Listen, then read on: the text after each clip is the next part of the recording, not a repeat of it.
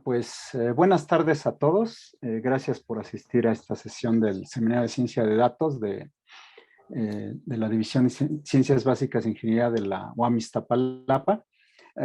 Hoy tenemos el gusto y el placer de recibir a la doctora Lisa Domínguez Hüttinger del Instituto de Investigaciones Biomédicas de la UNAM.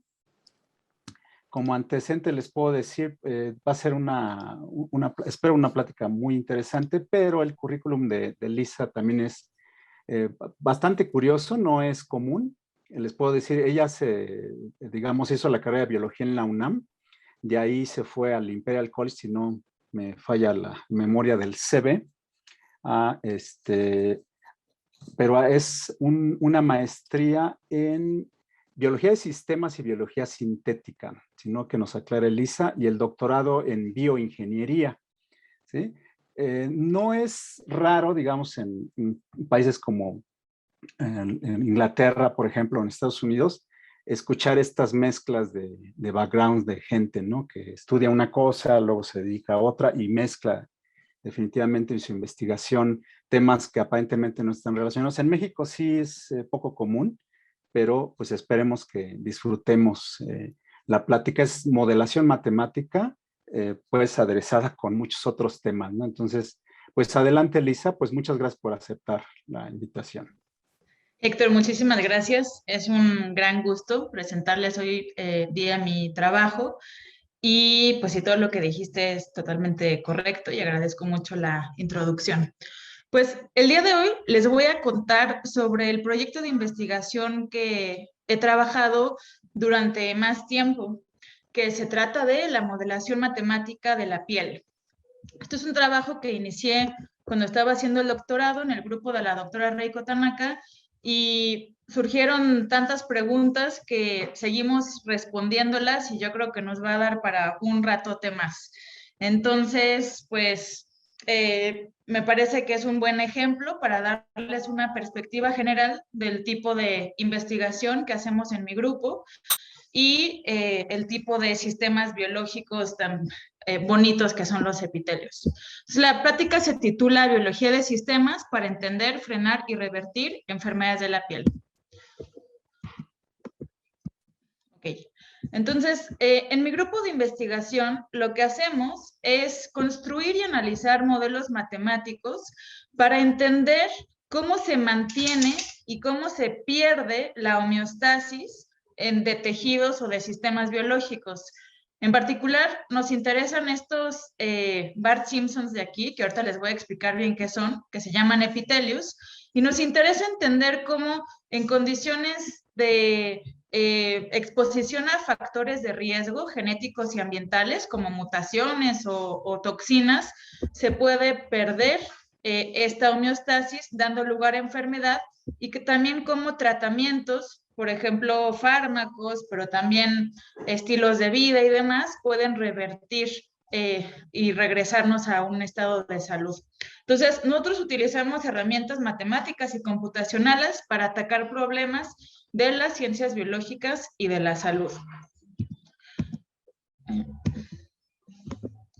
En particular, nos interesa el estudio de un tipo de tejidos que se llaman epitelios, que son, voy a empezar con algunos ejemplos. Está la capa más superficial de la piel, que es la epidermis, que es en lo que nos vamos a concentrar hoy día, pero también encontramos el epitelio respiratorio, que todos ustedes están ya demasiado familiarizados con él, porque es donde pues hace de las suyas el virus que nos aqueja, bueno, la pandemia mundial. También la mama es un tipo de epitelio, el hígado es otro tipo de epitelio, el intestino es un epitelio de hecho bastante similar al epidermis, y el cervix es un epitelio todavía más parecido al epidermis en el sentido de que es estratificado, como se los voy a explicar en un momento. Entonces, ¿qué tienen en común todas estas estructuras o todos estos tejidos en nuestro cuerpo? En el cuerpo nuestro y de muchos otros animales, de hecho es de los tejidos más evolutivamente conservados, pues lo que estos tejidos tienen en común es que cuando las cosas funcionan bien, o sea, cuando estamos en un estado de homeostasis o de salud, lo que sucede es que este tejido nos permite un intercambio regulado con el ambiente. Es decir, nos permite, por ejemplo, respirar y tener oxígeno en nuestra sangre, en el caso del epitelio respiratorio.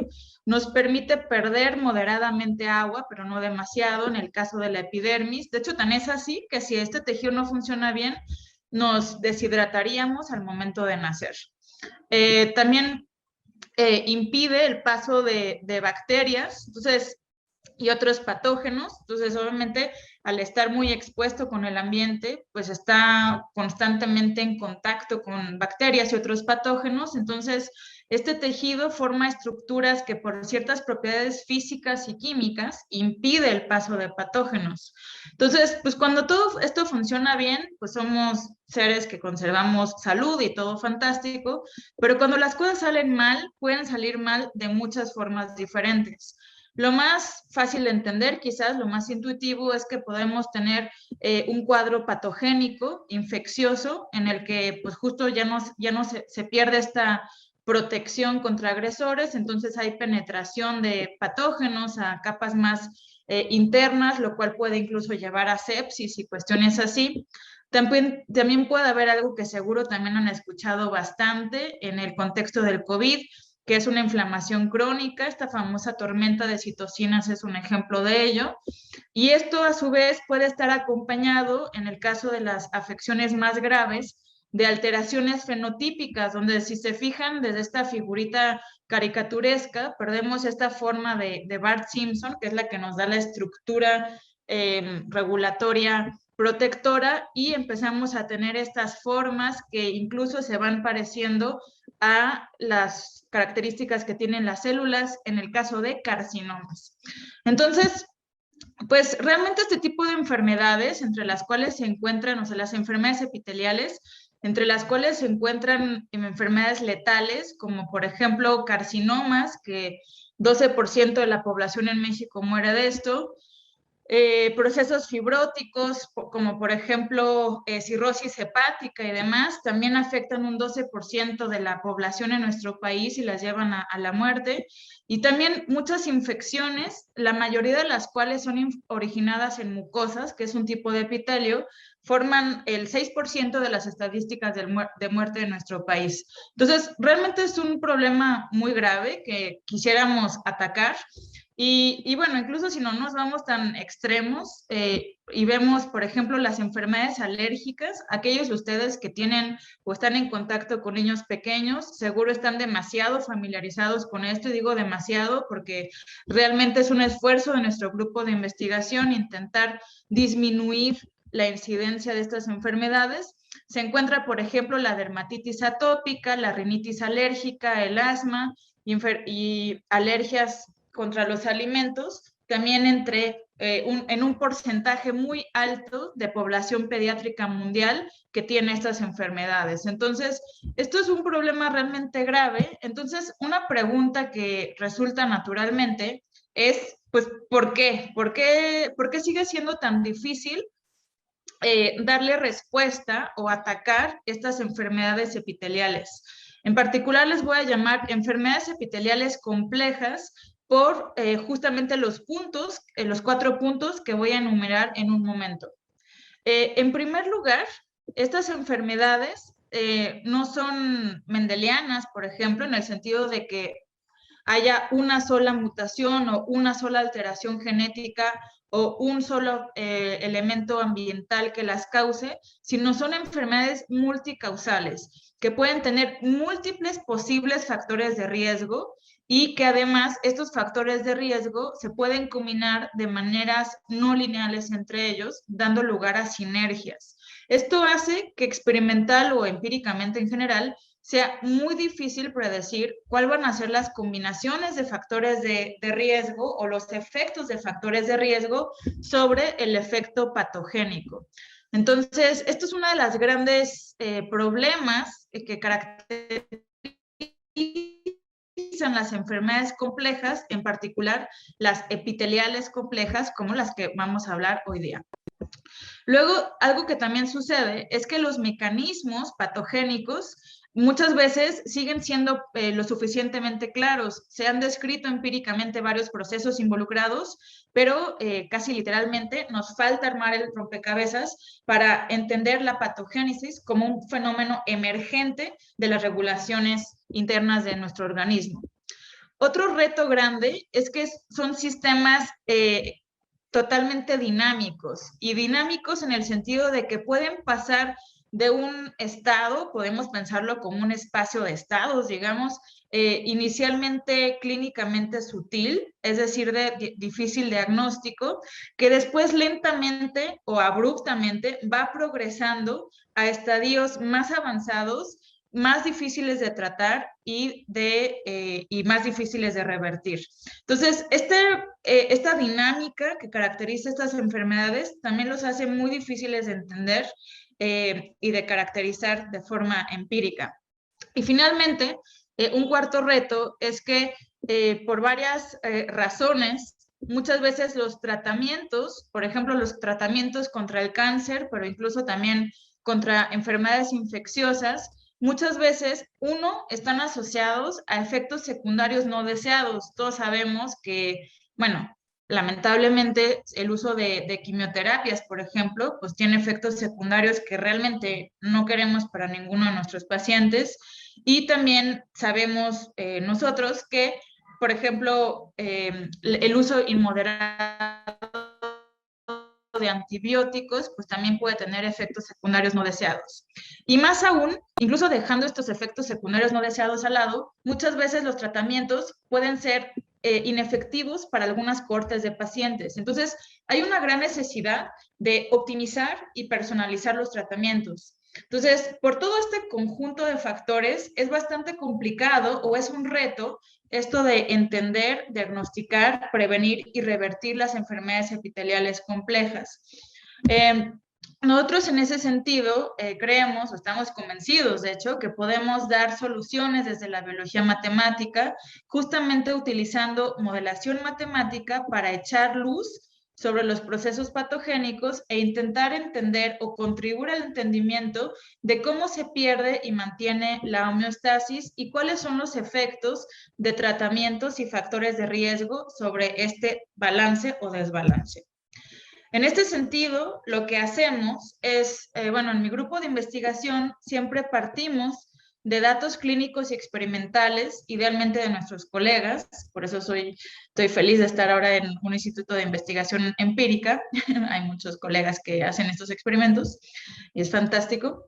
Entonces nosotros integramos y analizamos estos datos experimentales para analizarlos y poder hacer predicciones que permitan, entre otras cosas, diseñar experimentos y así ir avanzando en el entendimiento y el uso de el entendimiento de enfermedades y en el diseño de estrategias clínicas. La metodología que seguimos, aquí falta un punto, perdón. La metodología que seguimos generalmente es una metodología que se llama de abajo hacia arriba. Es decir, construimos modelos matemáticos basándonos en evidencia empírica de partecitas del sistema que se han descrito experimental o clínicamente. En ese sentido, siempre nos enfocamos en empezar a describir o dibujar incluso una red regulatoria. Esa va a ser una palabra clave en toda nuestra investigación, porque justamente intentamos entender cómo la patología o el mantenimiento de homeostasis emerge de estas interacciones regulatorias que se traducen en todos los sistemas que hemos estudiado en sistemas dinámicos no lineales, donde justamente estas componentes no lineales vienen en gran parte por estas interacciones de realimentación positiva y negativa que hacen que nuestro sistema o nuestros sistemas biológicos, en particular el funcionamiento de los epitelios, normalmente funcionen bien. Normalmente digo, en un gran porcentaje de los casos, felizmente. Una vez que tenemos nuestro modelo, pues hacemos lo que ya conocen. Primero calibramos con datos experimentales adicionales y luego le aplicamos toda nuestra paleta de análisis que incluye análisis de sensibilidad paramétrica, análisis de robustez, de bifurcaciones, etcétera, etcétera, etcétera. Entonces, Para ir un poco más en detalle, les voy a hablar no solamente de un epitelio en particular, que es la epidermis, sino más concretamente de una enfermedad epidérmica en concreto, que es la dermatitis atópica o el eczema, que es una enfermedad con la que empezamos a trabajar en el laboratorio de la doctora Tanaka desde hace ya casi 11 años. Y pues nos parece, es como el bochito, bueno, en biología molecular siempre dicen que las E. coli son el bochito de la biología molecular. Nosotros nos parece que el eczema es como el bochito de la medicina de sistemas, porque es una enfermedad lo suficientemente compleja como para que haga sentido meterle toda la artillería pesada de la modelación matemática y computacional, pero también es lo suficiente, no es tan complicada o compleja como enfermedades todavía más multifactoriales como podrían ser los carcinomas. Entonces, bueno, nos interesa estudiar esta enfermedad porque, como se los dije hace un momento, afecta a una proporción importante de población pediátrica mundial. En Japón comprende hasta un 25%, en países como México es aproximadamente del 12%, pero pues es un porcentaje alto y además es el primer paso en la marcha atópica, es decir, que los niños y niñas que tienen esta enfermedad tienen, una vez que incluso si se resuelve, una proporción o una predisposición muy considerable a desarrollar otras patologías atópicas como lo son el asma o la rinitis alérgica más adelante. Algo que lo hace muy interesante para nosotros desde un punto de vista de ciencia básica o de investigación es que las causas son desconocidas, aunque se conocen los factores de riesgo.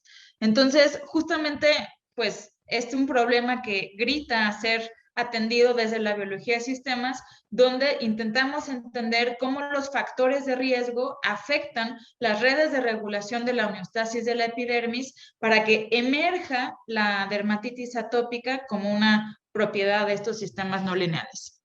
Tenemos también en esta enfermedad un deterioro gradual, esto que les decía, de estadios iniciales de difícil diagnóstico hasta estados que pueden ser tan severos que incluso pueden parecerse fenotípicamente, o sea, los síntomas pueden ser muy similares a enfermedades todavía más severas como lo es la psoriasis. Y finalmente, el punto 5 es que, pues, también en este caso, el tratamiento es poco efectivo y con efectos secundarios no deseados. Esto de tratamiento poco efectivo, de hecho, ha generado que últimamente se han propuesto varias alternativas de tratamiento al tratamiento clásico y pues hace mucha falta entender cómo es que están actuando y para qué pacientes son útiles. Hoy día se utilizan sobre todo esteroides y mucha gente no quiere usar eso en sus niños por muchas razones, una de las cuales es porque puede causar algo que se llama atrofia tisular, es decir, que casi sale el tiro por la culata, por decirlo de una forma muy coloquial. Es decir, que a la larga los esteroides debilitan la piel, lo cual empeora todavía más el cuadro clínico. Entonces, pues nosotros creemos que con la biología matemática, pues podemos empezar a dar respuestas a estas preguntas de salud pública. Entonces, lo primero que hacemos es, pues, construir nuestro modelo matemático. Y más en particular, lo que nos interesa muchísimo a nosotros, ese es el enfoque de nuestro laboratorio, de nuestro grupo de investigación, es construir modelos matemáticos mínimos que reproduzcan de manera robusta los datos clínicos y experimentales.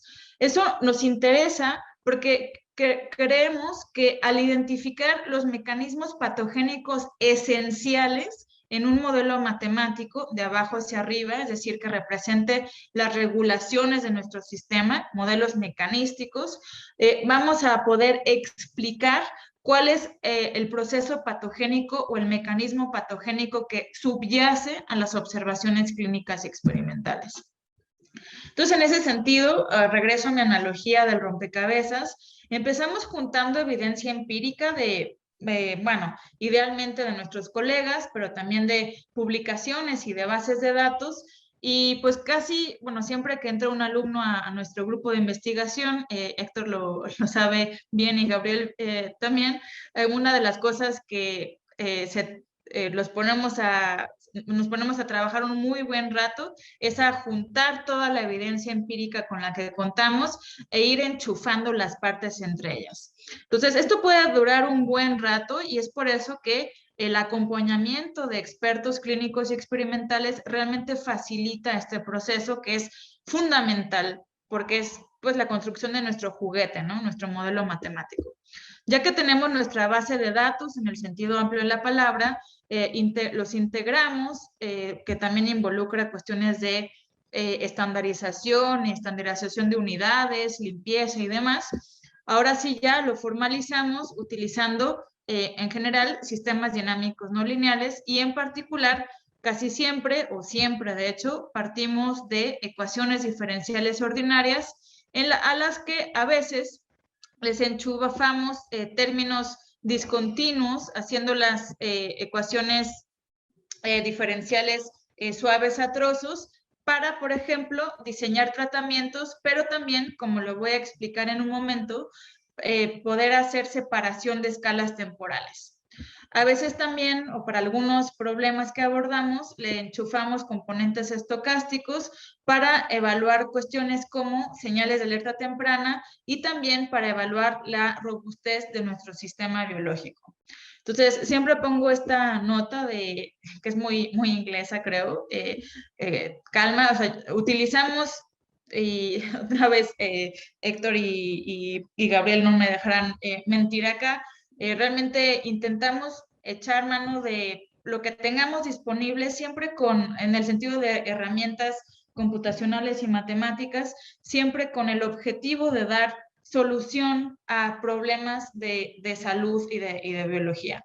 Entonces, pues también en ese sentido, quiero en este momento aprovechar para decir que estoy muy contenta de estarles contando esto a ustedes, porque realmente, si bien anteriormente hablé de la componente clínica y experimental en este tipo de trabajo, pues la colaboración con colegas teóricos es absolutamente fundamental para realmente entender cuáles son los horizontes de las estrategias que tenemos de análisis computacional y matemático de estos problemas, que algunas veces no son problemas clásicos desde un punto de vista de modelación matemática, pero que requieren algunos adendums o discontinuidades, por ejemplo, para poder dar solución al problema que nos atañe.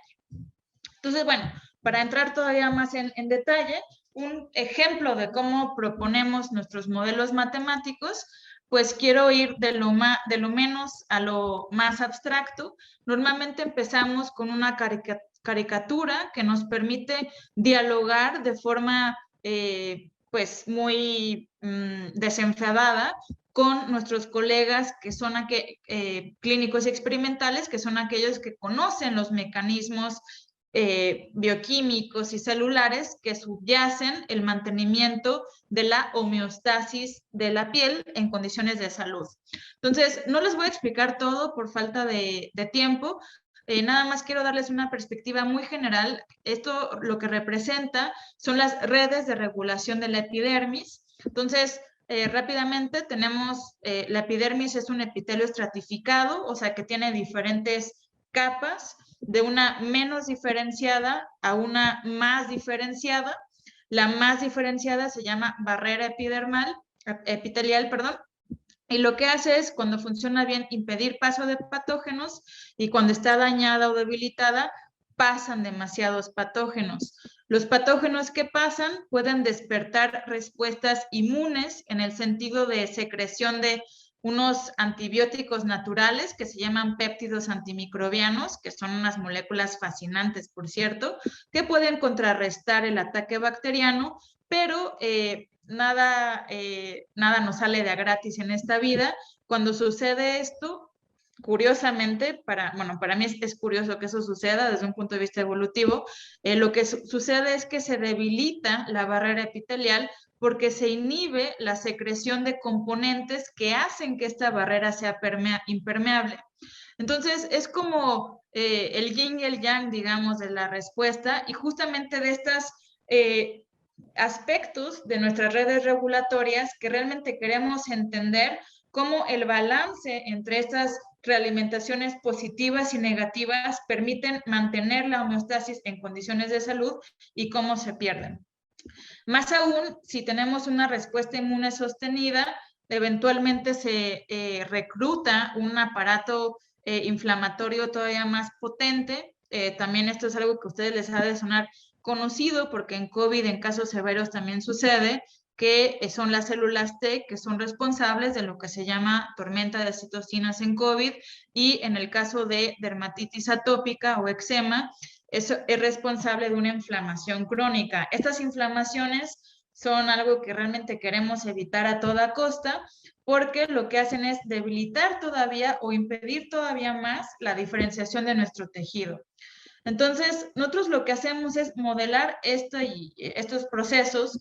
Primero construimos nuestra red regulatoria, donde las variables están representadas por bolitas. Aquí solamente voy a enfatizar, bueno, por ejemplo, P son los patógenos, bueno, los nodos de nuestra red, no bolitas, perdón, estoy hablando con expertos en estas cosas.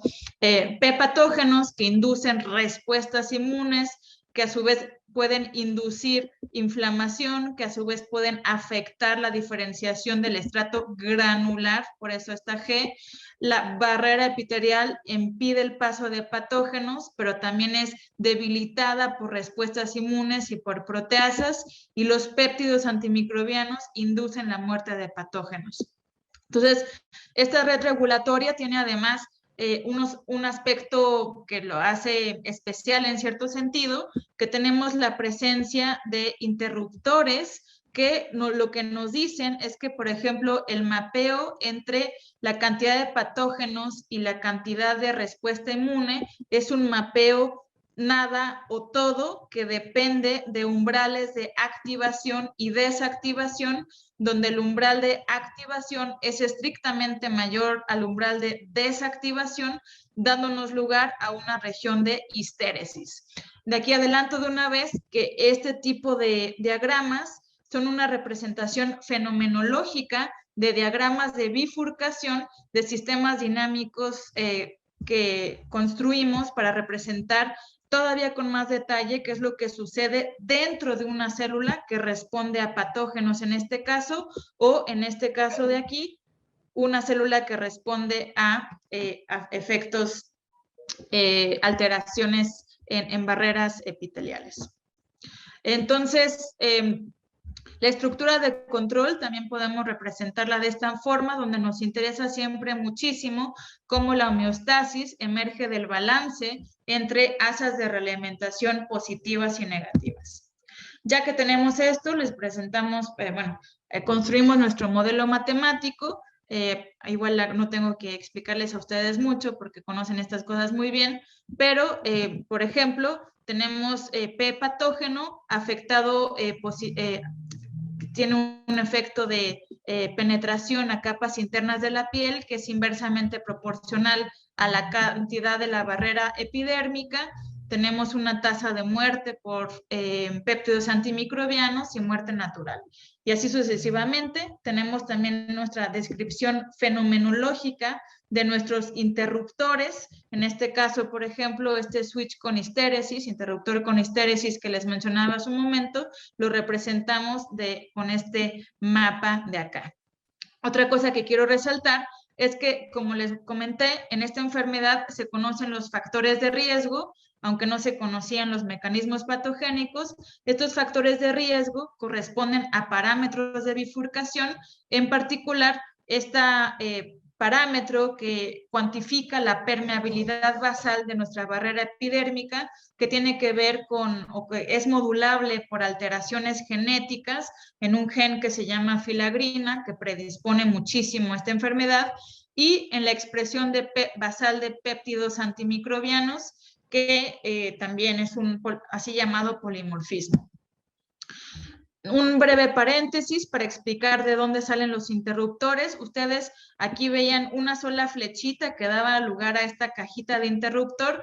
Realmente construir una de estas cajitas lleva casi una tesis doctoral completa, bueno, de maestría más bien, o un par de licenciaturas, porque lo que hacemos es construir lo que sucede dentro de nuestra célula epitelial, en este caso, cuáles son las redes regulatorias que responden a los estímulos microambientales, en este caso, tormentas de citocinas que enchufamos como entradas a nuestro sistema, y lo que pedimos es recuperar o entender el mapa entre inputs o entradas al sistema, como tormentas de citocinas, y niveles de expresión de queratinos, de marcadores de diferenciación de nuestras células. Entonces, cuando hacemos una reducción lo más brutal posible de esta red de interacciones, donde cada una de estos palabras representa la evidencia empírica de donde sacamos la regulación puntual. Cuando construimos nuestro modelo matemático con ecuaciones diferenciales y hacemos un análisis de bifurcación, lo que observamos es exactamente este interruptor biestable, donde además tenemos una modulación por otros elementos microambientales, como puede ser inflamación o presencia de patógenos. Entonces, una vez que tenemos nuestro modelo matemático, hacemos optimizaciones paramétricas o, en general, estimación de parámetros, no necesariamente con optimización paramétrica, como hemos discutido con algunos de los colegas. Pero bueno, en general, lo que nosotros hemos hecho de forma clásica, aunque ahora, gracias a Gabriel y a Héctor, estamos moviendo a otros terrenos, pero lo que hacemos normalmente es minimizar funciones de costo, donde lo que pedimos es que simulaciones de nuestro modelo matemático se parezcan lo más posible a todo un conjunto de datos experimentales. Quiero aquí enfatizar que nuestra petición o nuestro deseo de integrar datos experimentales de no solamente uno, sino N experimentos, de hecho es algo que es bastante ambicioso, porque justamente requiere una estandarización de los diferentes conjuntos de datos experimentales, pero nos parece relevante hacer este ejercicio para justamente contribuir a integrar y ver qué tan coherentes son los datos experimentales entre diferentes experimentos. Entonces, lo que hacemos, de hecho, normalmente intentamos utilizar no solamente datos clínicos, sino también datos de modelos animales, datos in vitro de cultivos celulares y datos ex vivo, donde se extraen, por ejemplo, células de una persona y se ve cuál es su dinámica. Entonces, bueno, esto es un ejemplo muy, muy crudo, digamos, de una figura que acaba de sacar mi alumna Abigail Roque, donde lo que quiero que se fijen es en esta gráfica de acá, donde justamente lo que pedimos es que los valores experimentales se parezcan lo más posible a nuestros datos simulados, es decir, acercarlos lo más posible a esta identidad. Y bueno, como luce normalmente nuestras curvas, por ejemplo, esta es una curva sencilla de respuesta a alteraciones en nuestra barrera epitelial, y todos los diferentes puntitos son datos experimentales y vemos que nuestro modelo pasa bien entre ellos. Entonces, ya que tenemos nuestro modelo calibrado, o sea, nuestro juguetito armado y bien atornillado, lo que hacemos es empezar a perturbarlo para identificar bajo qué condiciones se pierde la salud, o sea, qué se tiene que hacer para que la condición de homeostasis se pierda.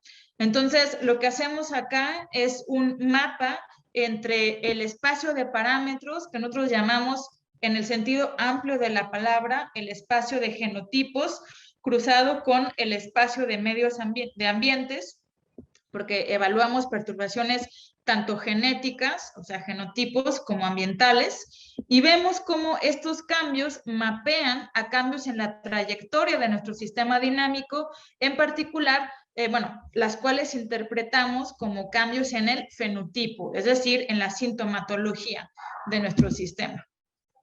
Un ejemplo de ello, estos de los primeros resultados que nos salió con nuestro modelito de dermatitis atópica, es este análisis de bifurcaciones, donde variamos los dos factores genéticos que más afectan esta enfermedad, que es, como les mencionaba, la permeabilidad de la barrera epidermal y la expresión de péptidos antimicrobianos. Y lo que observamos son 4 regiones cualitativas separadas por estas curvas de bifurcación que se llaman bifurcación de tipo boundary equilibrium, perdón por el pochismo, pero no sé bien cómo se dice en español, por el tipo de sistema dinámico con el que estamos trabajando. Es un tipo de bifurcación que es típica de los sistemas híbridos suaves a trozos como el que tenemos acá. Y lo que tenemos es una región amplia de control o de homeostasis, control en el sentido biológico, o sea, se comporta como un control sin perturbaciones. Y si variamos un parámetro, obtenemos un régimen de oscilaciones, otro parámetro, un régimen de biestabilidad, donde el sistema puede parecer o completamente sano o completamente enfermo, y un régimen de completa enfermedad, cuando variamos los 2 parámetros al mismo tiempo. Quiero resaltar aquí que esto es un ejemplo clásico de sinergia, donde solamente cuando variamos 2 parámetros de bifurcación al mismo tiempo, correspondientes a 2 perturbaciones, vamos a entrar en esta región que es la que realmente queremos evitar. También nos preguntamos con nuestro modelo matemático cuáles son las características dinámicas necesarias de, por ejemplo, el régimen de oscilaciones o de biestabilidad para progresar de un estadio inicial clínicamente sutil o no tan grave como este de acá a uno mucho más grave. Esto tiene que ver, perdón que me regrese un momento, con una activación irreversible de este componente inflamatorio que sucede en respuesta a una activación persistente en respuestas inmunes. Entonces, nosotros caracterizamos cuáles son las características dinámicas de activación de respuestas inmunes innatas, tal que haya una inflamación crónica, que es realmente lo que queremos evitar. Y con esta información que pudimos derivar, de hecho, de manera analítica, pudimos hacer una caracterización del efecto de perturbaciones, esta vez ambientales, acá eran genéticas, acá ahora son ambientales, en un contexto de diferentes genotipos, o sea, de diferentes valores o puntos en el espacio de parámetros, para ver cuál es el riesgo para cada uno de los individuos de progresar a un estadio todavía más grave. Y aquí podemos ver que, por ejemplo, se puede calcular la distribución de la cantidad de patógenos o de estrés ambiental que un sistema aguanta dependiendo de en qué región dinámica nos encontremos, y claramente podemos ver que aquellos que están en esta región control o de recuperación son bastante más robustos ante perturbaciones ambientales, lo cual es consistente con la evidencia empírica y clínica. Actualmente estamos trabajando en ampliar este modelo matemático, metiéndole un par de variables más, con el objetivo de poder hacer una caracterización todavía más exhaustiva del espacio fisiopatológico en el que los pacientes, no solamente con dermatitis atópica, sino que con otras enfermedades de la piel, pueden transitar. Y la idea aquí es realmente, bueno, esto es una proyección en R3, de este espacio fenotípico. En realidad es un espacio bastante más multidimensional, pero justamente donde queremos dibujar todas las posibles trayectorias que nos segregan a nuestras cohortes de pacientes entre manchones de salud y manchones de enfermedad, para ver cuáles son los caminos que nos permiten pasar de un lugar a otro. Lo que hemos encontrado hasta ahora es que la evolución de la enfermedad tiene mucho que ver con la caracterización de secuencias de prendido y apagado de estos interruptores de los cuales les hablaba. Este ejercicio nos permite hacer una caracterización exhaustiva de efectos de todo tipo de perturbaciones ambientales sobre la evolución de la enfermedad, no nada más los 2 factores genéticos iniciales que les mencionaba, sino en general una exploración de fenotipos que incluso rayan en los carcinomas, que sería como lo más severo que podemos encontrar. Ya que hicimos nuestro análisis de bifurcaciones, la siguiente pregunta es, pues, ¿cómo podemos ver o cómo podemos ayudar al diagnóstico temprano de pacientes clínicamente sutiles? Para ello lo que hacemos es identificar señales de alerta temprana que predigan las bifurcaciones en nuestro sistema. Y aquí quiero resaltar que si bien esta teoría de catástrofes es bien conocida y ha sido bien caracterizada en sistemas suaves, en modelos clásicos, en el caso de los sistemas que nosotros manejamos, que tienen estos interruptores discontinuos, que dan lugar a bifurcaciones no clásicas, o sea, no son bifurcaciones silla-nodo, sino otros tipos. La pregunta de si se encuentran estas señales de alerta temprana, caracterizadas por un alentamiento crítico, que se ve reflejado por aumentos en varianza y autocorrelación, no es tan obvio. Entonces, desde hace un par de años, primero con mi estudiante de licenciatura, Dalia Ortiz Pablo, y más recientemente con el estudiante Rodrigo Moreno, quien hizo una estancia con nosotros en el laboratorio el semestre pasado, estuvimos estudiando si este sistema dinámico poco clásico también presenta estas características de señales de alerta temprana que nos permita predecir transiciones de salud a enfermedad que matemáticamente se caracterizan por estas bifurcaciones de boundary equilibrium. Nuestro primer resultado, otra vez, estas son imágenes crudas de nuestro overleaf, de nuestro documento de trabajo, pero quiero mostrarles cómo, por ejemplo, pues aquí claramente sí se ve un subidón cerca de esta región roja, que pueden intuir que aunque no está bien etiquetada, pues es una región que queremos evitar. Vemos un subidón tanto por la izquierda como por la derecha de este tiempo de convergencia característico del alentamiento crítico, y actualmente estamos evaluando si este alentamiento efectivamente se ve reflejado en los marcadores estadísticos, como son la varianza y la autocorrelación. Todo parece indicar que sí, estamos trabajando en esto y estos resultados nos emocionan un montón, porque justamente abre oportunidades de diagnóstico con datos dinámicos de pacientes. Finalmente, el último reto que abordamos con nuestro modelo matemático es la optimización y personalización de tratamientos, y para ello lo primero que hacemos es estratificar nuestros pacientes y posteriormente diseñamos y optimizamos tratamientos. Esto es un ejemplo de un artículo que publicamos el año pasado, donde nos tomamos datos clínicos de ensayos clínicos de un bonche de pacientes pediátricos, y lo que hicimos fue filtrarlos, digamos, pasarlos por un modelo matemático que nos permitió, por ejemplo, segregar a pacientes individuales que respondían de forma estadísticamente diferente, o que predecíamos que podían responder de formas estadísticamente diferentes a el grueso de la población. Esto es importante porque, por ejemplo, algunos pacientes que tienen síntomas muy graves y difíciles de tratar no responden a tratamientos clásicos, pero algunos de ellos responden a tratamientos novedosos. Queremos identificar a priori cuáles son aquellos que podrían responder, cuáles son aquellos que realmente no les beneficiaría en nada, y cómo esto depende de backgrounds o de trasfondos genéticos y ambientales. También hemos hecho un poquito de trabajo en modelos espacialmente explícitos. Es uno de estos elementos que le enchufamos a nuestras ecuaciones diferenciales, aunque estos son modelos en compartimentos, entonces estrictamente hablando siguen siendo ecuaciones diferenciales.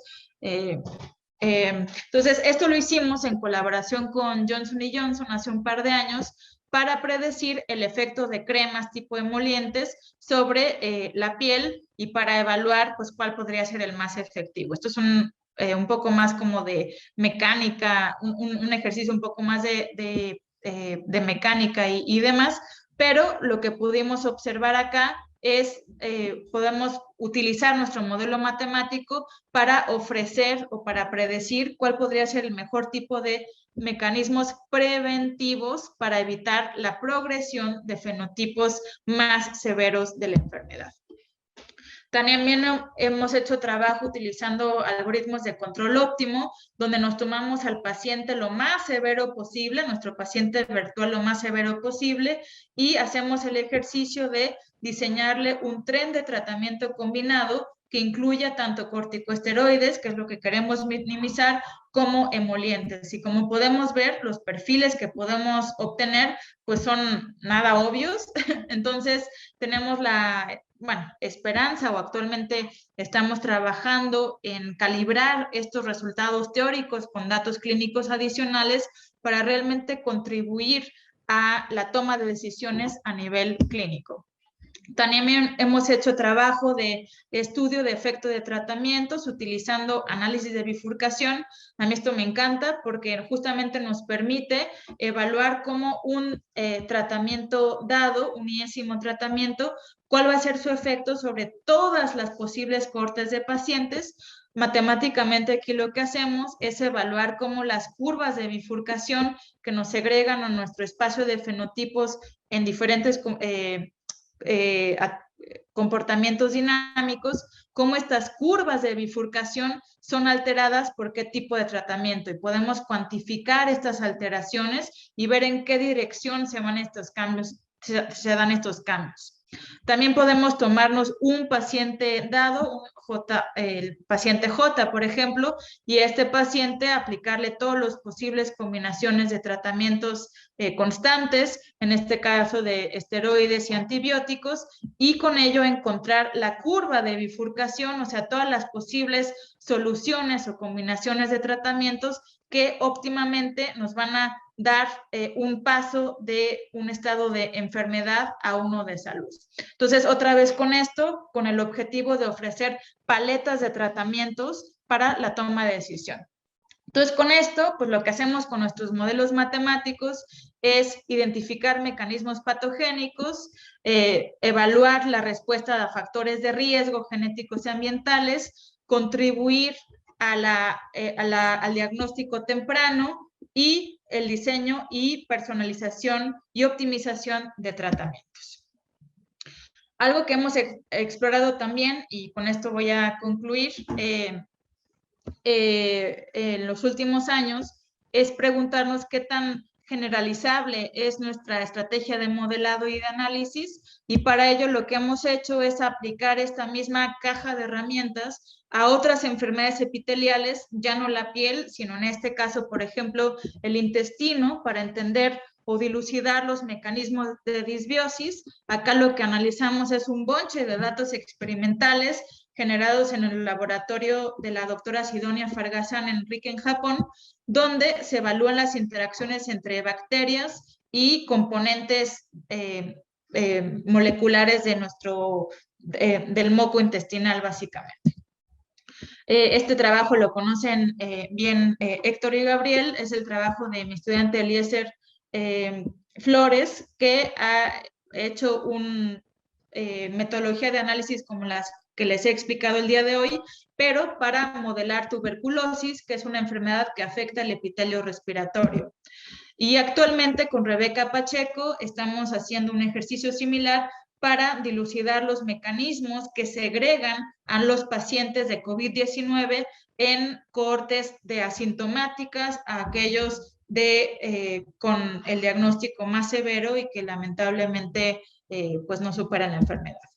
Actualmente también estamos preparando un trabajo en el que intentamos condensar y abstraer todo aquello que hemos aprendido de estudiar estas 4 enfermedades epiteliales complejas de las que les hablé el día de hoy y otras más de las que no les hablé el día de hoy, en un motivo regulatorio para entender realmente la forma destilada o los mecanismos para destilar los mecanismos de mantenimiento y pérdida de la homeostasis en este tipo de sistemas.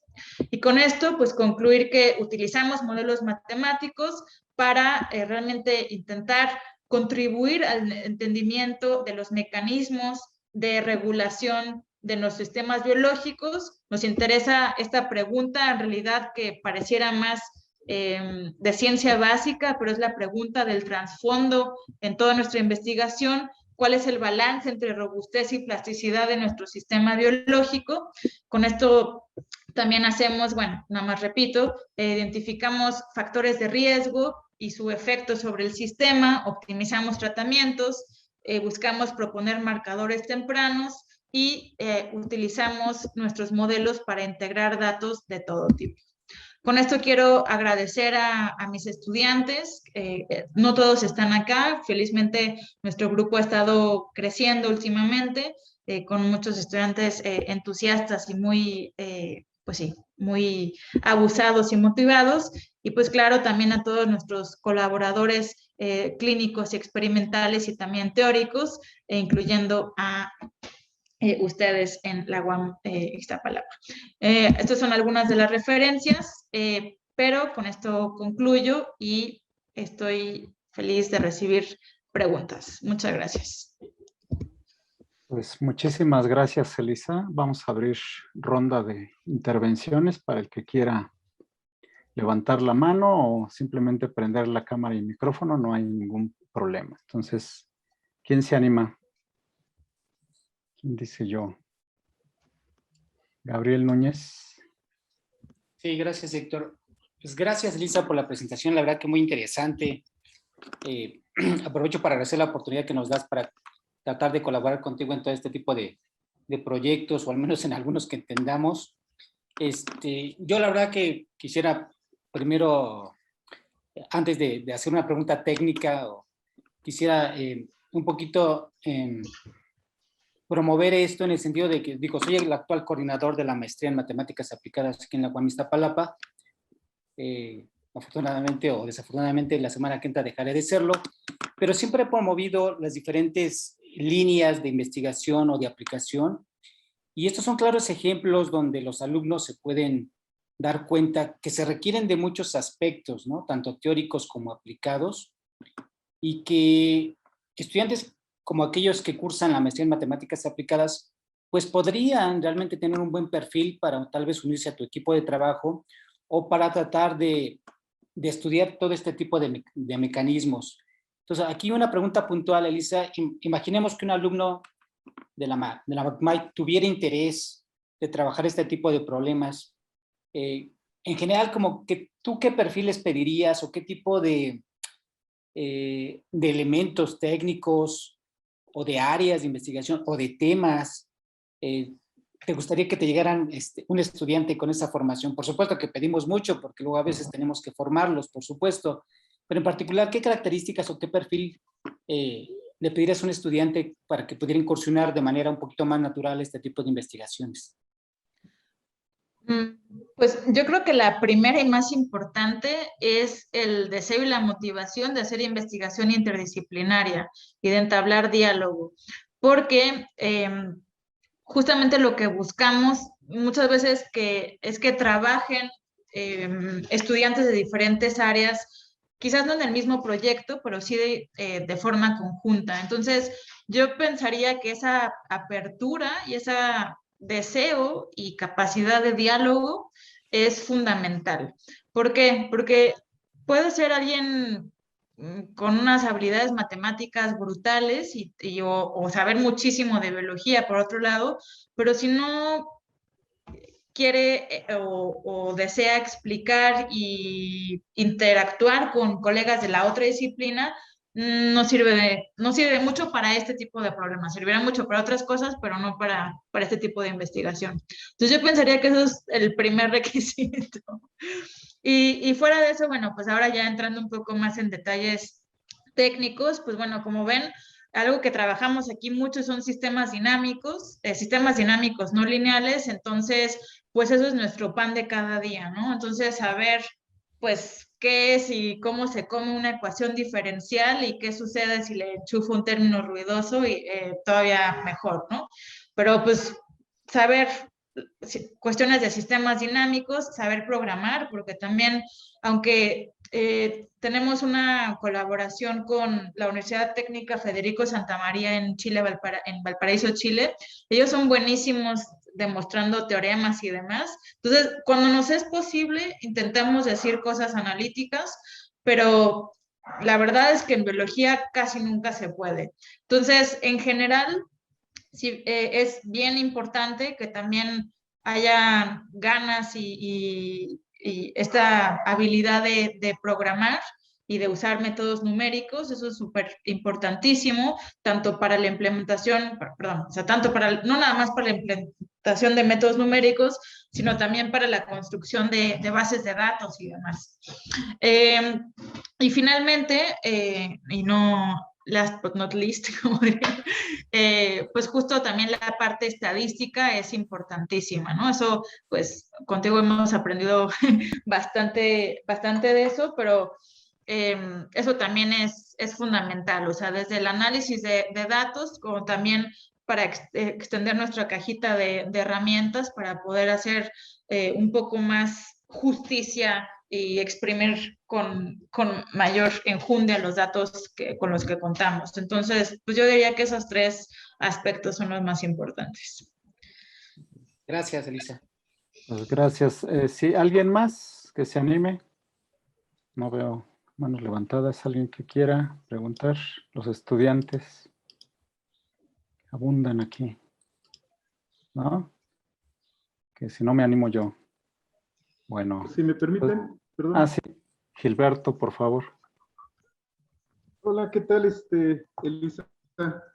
Bueno, los sistemas dinámicos son muy interesantes y, y me atrevo a pensar que la parte de retroalimentación con los efectos externos es sumamente compleja como se ve.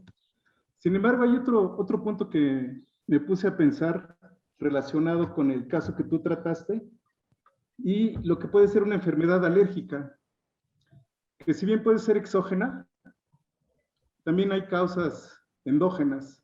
Entonces, ¿cómo delimitar el modelado? No sé si tú hayas trabajado en eso o la pregunta que te estoy haciendo, Elisa, está muy fuera de lugar. Gracias. Gracias. Sí, de hecho, eso es una de las... No me metí como a esa discusión clínica por falta de tiempo y el auditorio. Si yo hubiera dado esta plática a dermatólogos, de hecho, hubiera puesto todo el énfasis en exactamente esto que comentas, Gilberto, porque en dermatitis atópica, una discusión que ha habido en los últimos años es justamente si la enfermedad se da por causas endógenas o exógenas. De hecho, se llama la hipótesis de adentro hacia afuera o de afuera hacia adentro, porque lo que sucede es que en esta enfermedad se daña todo, o sea, tanto la afuera, digamos, que es la barrera epitelial, como también adentro, que sería la respuesta inflamatoria.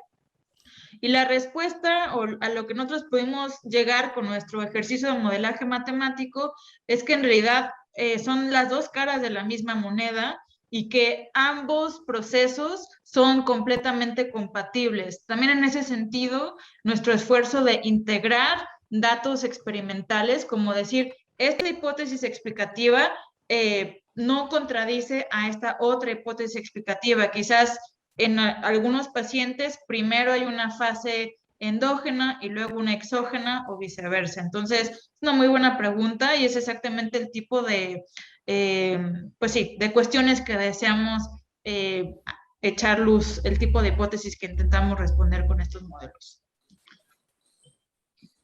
Muy bien. Dale, gracias. Dale. Sí, gracias. ¿Alguien más? Jóvenes, no tan jóvenes.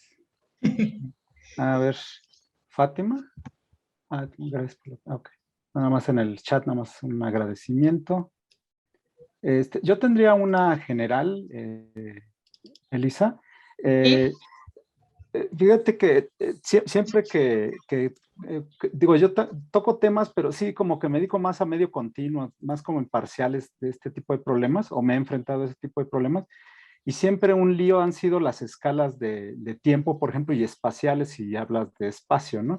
En el caso de tiempo, he visto de la línea horizontal de muchas de las gráficas de datos o de simulación, son de minutos, días, pero no creo que pase de ahí, ¿no? Digo, pensando en que se trata de seres de a de veras, sobre todo si son datos. Aunque los procesos son a nivel celular, ¿no? Y ahí pudieran ser a otras velocidades. De todas formas, quiero pensar de forma colectiva, lo que estamos observando es el efecto de una multitud de componentes, particularmente celulares, pero ¿cómo explicarías este asunto? Digo, siempre me ha tenido como que inquieto, ¿no? Es decir, si los procesos celulares se dan por ejemplo, en horas o minutos, ¿cómo es que observamos este efecto a lo largo de días? Esa sería una primera pregunta. Sí, bueno, y la pues segunda... sí, ok. perdón. No, No, sí es que está bien. ya me emocionó tu pregunta. Tu pregunta es exactamente lo que a mí más me interesa. O sea, cómo procesos dinámicos lentos de progresión fisiopatológica emergen de interacciones moleculares y celulares rápidas. O sea, ¿cómo se da eso? Eso es exactamente lo que, una de las razones, o la razón fundamental, de hecho, por la cual hacemos este tipo de modelos. No podemos simplemente hacer modelos continuos, necesitamos a fuerzas enchufarle de componentes para capturar esta progresión fisiopatológica en escalas más lentas. Entonces, tu pregunta es muy buena. No tengo una respuesta conclusiva. De hecho, justo el enfoque de mi laboratorio, bueno, de mi grupo de investigación es ese tipo de progresiones fisiopatológicas. Algunos de los elementos con los cuales hemos logrado, bueno, resolverlo, aunque hemos avanzado lentamente, cuando les mostré este dibujito de aquí, ay, no, perdón, más para atrás. Yo lo perdí. No, sí, es más adelante, perdón. Este dibujito de aquí es un esfuerzo de justamente extender la escala del tiempo más todavía. Resulta que no es nada fácil hacerlo y se requiere irle metiendo algunas cuestiones. Una de ellos son estos interruptores. Los interruptores ya de por sí tienen un supuesto tácito de separación de escalas temporales, perdón, se me lengua la traba, porque justamente corresponden a soluciones de cuasi equilibrio, ¿no? O sea, son soluciones que leemos de un diagrama de bifurcación, por tanto son soluciones cuasi estacionarias cuando las enchufamos con el resto de las variables. Entonces, esto nos da una parte de la respuesta, pero todavía no el panorama completo. Otra parte que aquí expliqué igual rápidamente por cuestiones de tiempo y que ustedes, bueno, tú y Gabriel, perdón por decir cosas locales en este auditorio más amplio, conocen del trabajo de Eliezer de tuberculosis que mencioné muy brevemente, es justamente este elemento como de capacitor, o sea, una variable lenta que va acumulando historia de exposición a patógenos, por ejemplo. Esa pila, digamos, esa pila dinámica juega un papel importantísimo, sobre todo cuando la acoplamos con un segundo interruptor para predecir o para entender estas progresiones entre diferentes estadios. Pero también hemos intentado anteriormente trabajar con modelos con retardos, delay differential equations, modelos, retrasos o retardos, siempre me equivoco, y no lo hemos logrado así. Entonces, hasta ahora, otra vez con este objetivo de hacer modelos lo más destilados posibles, lo más sencillos posibles, estos dos elementos son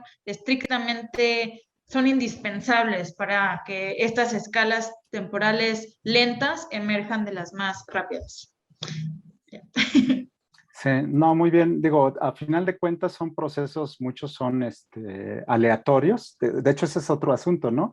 Que también es un asunto medio paradójico. A nivel celular todo puede ser muy aleatorio, con mucha variabilidad. No quiero llamarle ruido, no me gusta la palabra, porque es específico para otro fenómeno. Y curiosamente lo que observamos a veces son cosas que se cumplen a término, ¿no? ¿Sí? Como con cierta precisión a nivel macroscópico. Entonces eso puede ser también otro asunto de especulación, sobre todo en biología, ¿no? En caso de física hay muchos ejemplos como que ya están bien estudiados y comprendidos, pero en biología sí es todo un reto, creo. Y mi otra pregunta es, perdón, es con la parte espacial.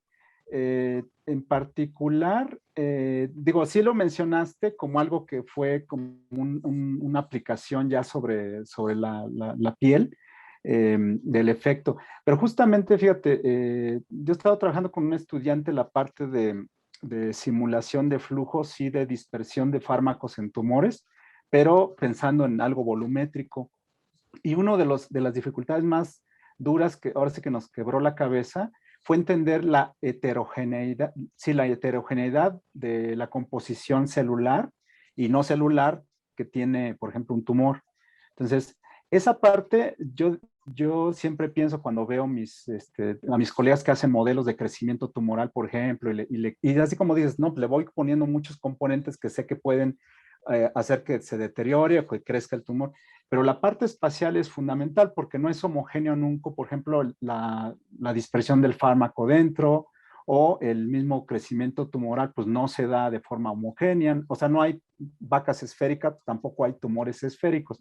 Entonces, esa parte de la homogeneidad siempre se oculta con sistemas como estos porque estás como promediando, ¿no?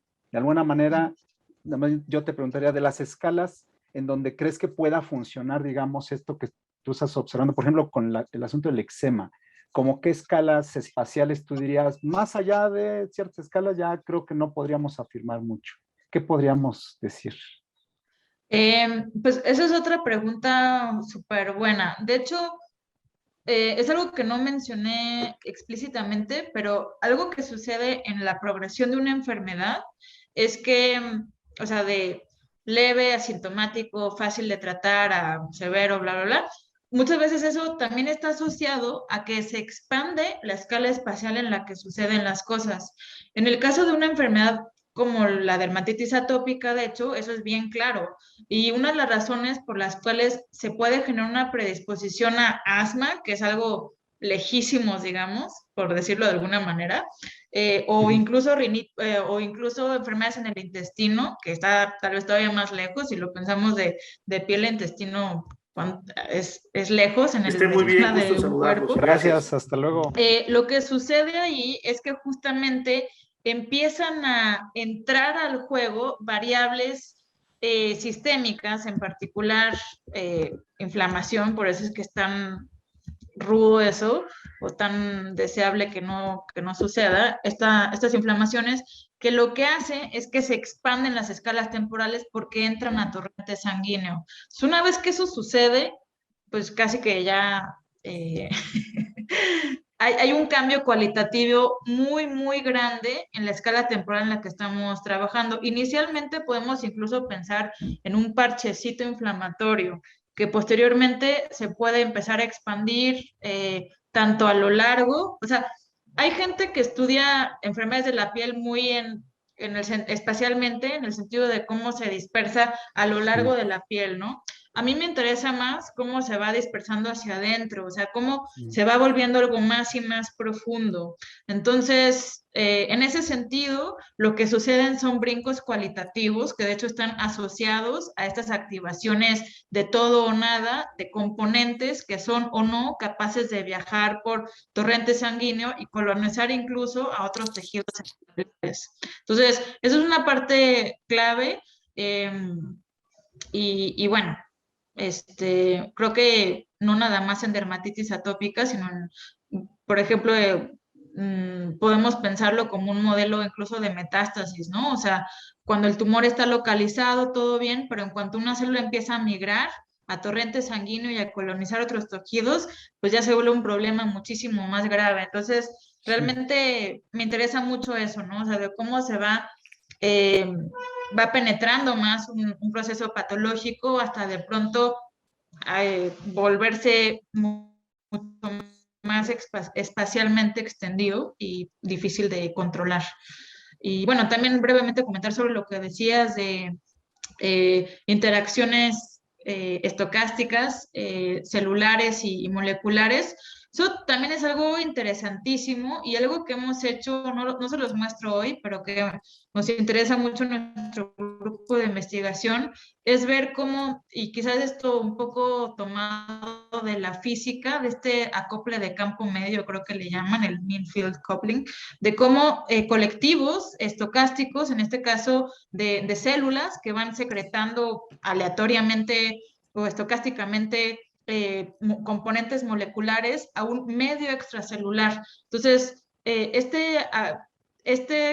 contribución de una población estocástica a un microambiente que va a su vez a afectar el comportamiento del tejido, del tumor, por ejemplo, es bien, bien, bien importante y creo que una forma de resolverlo, al menos un poco ingenieril quizás, es otra vez haciendo modelos híbridos, ¿no? O sea, tengamos un componente estocástico, pero después, digamos que le enchufamos el promedio poblacional o el máximo poblacional o algún variable poblacional a otro componente dinámico del sistema, porque si no, pues sí se vuelve intractable todo esto, ¿no? Claro. Muchas gracias. Arlet había levantado la mano. Andas por ahí, Arlet, me parece. O ya no te animas. Hola, sí, me animo por aquí. Sí, Pregunta, gracias. gracias.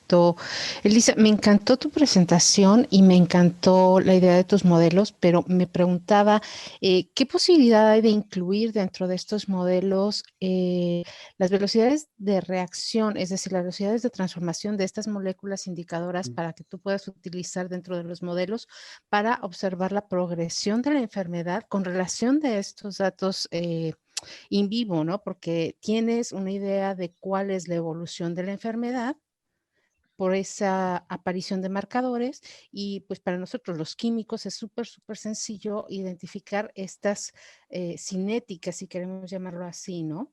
¿Habría posibilidad de incluirlas en tus modelos? Y muchas felicidades. Sí, muchísimas gracias. No, gracias por la pregunta. De hecho, está relacionado un poco con lo que comentaba Héctor hace un momento, de cómo escalas lentas emergen de escalas más rápidas. Y también regreso a esta lámina porque justamente a nosotros nos interesa muchísimo entender o utilizar datos con información cinética para enchufarlos a nuestros modelos. Entonces, este esfuerzo de integrar datos in vitro con datos in vivo obedece un poco a esta motivación de querer entender cómo caracterizaciones moleculares más finas de procesos no nada más de reacciones enzimáticas y demás, sino también de tasas de regeneración de tejido, de diferenciación de queratinocitos, bueno, de células y demás, cómo esto puede, cuando se ve alterado, dar lugar a escalas de tiempo o a marcadores, a progresión de marcadores clínicos. Entonces, eso es exactamente una de las motivaciones que tenemos y uno de los esfuerzos que hacemos en nuestro grupo de trabajo.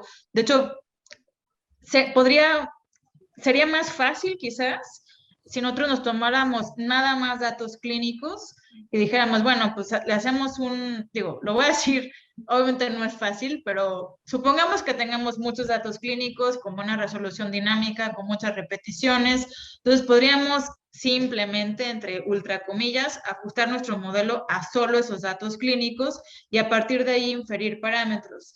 Nosotros intentamos no hacer eso, o sea, intentamos que los parámetros que inferamos también tengan sentido con justamente estas caracterizaciones cinéticas que se hacen más finamente de los componentes de nuestro sistema. Y eso, pues, justamente por esta motivación de entender lo que sucede a nivel clínico como propiedad que emerge de interacciones moleculares. Entonces, gracias por tu pregunta, es muy relevante y justo es lo que buscamos hacer en nuestro trabajo. Bueno, pues te seguiremos la pista para ver cómo avanzar en esto y muchas felicidades a todos. Gracias. Sí, ¿alguien más se anima? El chat, que les gustó mucho tu plática. Sí, a ver, Gabriel, si no hay más por ahí. No, Gabriel, adelante. No, para que se animen. Oye, Elisa, pues muchas gracias. La verdad que está súper interesante. Desde que tú nos presentaste estos proyectos, pues a mí me motivan. Y me gustaría hacer una pregunta, una inquietud, pero me disculpo de antemano por la naturaleza, pero es mi deformación estadística. Básicamente todas estas estructuras, esta modelación, toda esta problemática, parten en algún momento de datos experimentales, ¿no? De datos clínicos. Y como lo acabas de mencionar, ya sé que sea el objetivo o no, pero tienen pocos datos. Por supuesto que así es la realidad, el costo a nivel de tiempo, de células, de esos ratoncitos que se ven ahí. Entonces mi pregunta es, dado que tienen pocos datos, dado que efectivamente muchos procesos no se tiene la dependencia total, cómo explicar esa estructura de dependencia, dado que hay variabilidad en las mediciones, dado que hay muchos factores que integran y que luego no se sabe si son de cierta naturaleza endógena o exógena, mi pregunta es, digo, es mi ignorancia y me disculpo de antemano. ¿No sería interesante o qué tanto se complica que en cada etapa de la modelación se incluyan los factores estocásticos o de ruido, como tú le llamas?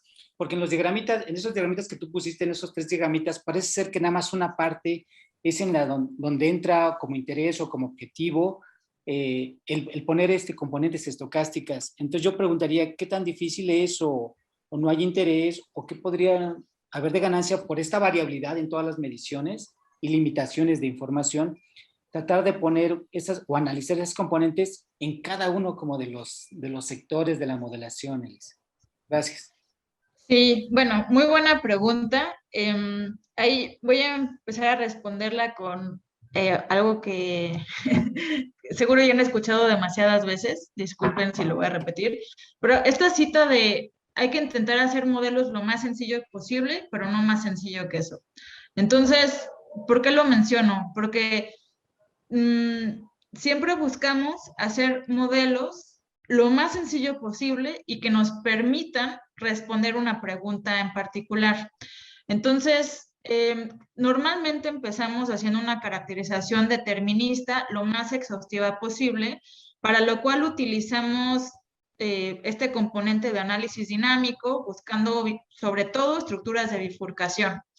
Ahora, incluso en ese sentido, intentamos hacer predicciones que sean lo más independiente de métodos numéricos posible. O sea, queremos realmente simplificar el problema lo más posible, tal que podamos incluso dar afirmaciones que rayan en lo analítico. No voy a decir analíticas, pero intentamos realmente echar mano de toda la teoría que tenemos. ¿Eso por qué lo digo? Porque, en primer lugar, justamente por la limitación en los datos y porque, o sea, los datos no son lo suficientemente buenos como para poder solamente utilizando eso decir qué es lo que está sucediendo. Entonces, en vez de casarnos con el conjunto de datos experimentales, vemos a los datos experimentales como una instancia de un ambiente de posibilidades biológicas más extenso, el cual buscamos explorar por medio de un análisis de sistemas dinámicos, en particular buscando bifurcaciones. Para hacer eso, si le metiera, o sea, de hecho buscamos simplificar el problema lo más posible. Si a eso le metiéramos estocasticidad, sería muy complicado. O, de hecho, me parece que no sería factible. Ahora, una vez que tenemos nuestro, digamos, estructura de bifurcaciones caracterizada, sí le metemos, hacemos algunos de los pasos de nuestro análisis con un equivalente estocástico de nuestros modelos.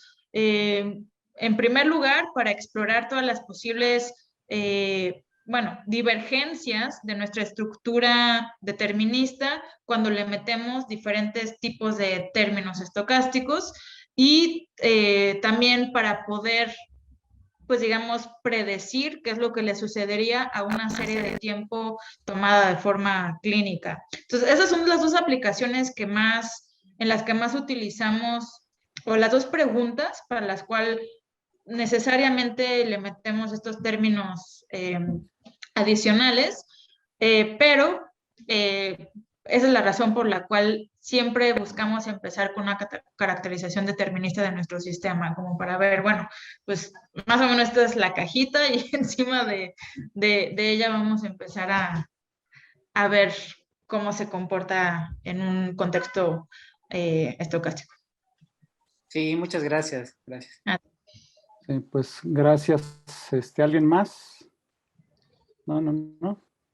Bueno, ok. Entonces, pues le agradecemos a Elisa haber participado en este seminario, pues digo, presentarnos este panorama, ¿no? De lo que hay en la parte de modelación aplicado concretamente, pues a ciencias de la salud y biología, ¿no? Entonces, pues les agradecemos. Nada más, les recuerdo, la próxima semana tenemos todavía una sesión más. Después vamos a tener como unas semanas de descanso, por así decirlo, del seminario de ciencia de datos. Entonces ya les enviaremos la propaganda correspondiente. Le toca al doctor Pablo Padilla de Limas, de la UNAM. Nos va a hablar de música. Entonces, vamos a cambiar radicalmente de tema, pero con ciencia de datos también.